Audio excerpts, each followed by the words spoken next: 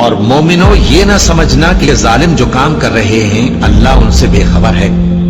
وہ ان کو اس دن تک مہلت دے رہا ہے جبکہ دہشت کے سبب آنکھیں پھٹی کی پھٹی رہ جائیں گی اور لوگ سر اٹھائے ہوئے میدان قیامت کی طرف دوڑ رہے ہوں گے، ان کی نگاہیں خود اپنی طرف لوٹ نہ سکیں گی اور ان کے دل مارے خوف کے ہوا ہو رہے ہوں گے، اور لوگوں کو اس دن سے آگاہ کر دو جب ان پر عذاب آ جائے گا۔ تب ظالم لوگ کہیں گے کہ اے ہمارے پروردگار،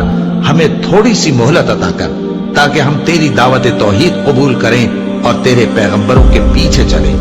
تو جواب ملے گا،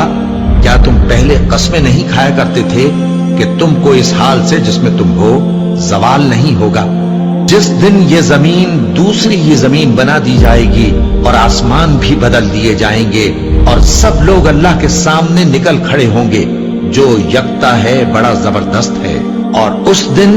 تم گناہگاروں کو دیکھو گے کہ زنجیروں میں جکڑے ہوئے ہیں، ان کے کرتے تارکول کے ہوں گے اور ان کے چہروں کو آگ لپٹ رہی ہوگی، یہ اس لیے کہ اللہ ہر شخص کو اس کے اعمال کا بدلہ دے۔ بے شک اللہ جلد حساب لینے والا ہے۔ یہ قرآن لوگوں کے نام اللہ کا پیغام ہے تاکہ ان کو اس سے ڈرایا جائے اور تاکہ وہ جان لیں کہ وہی اکیلا معبود ہے اور تاکہ اہل عقل نصیحت حاصل کریں۔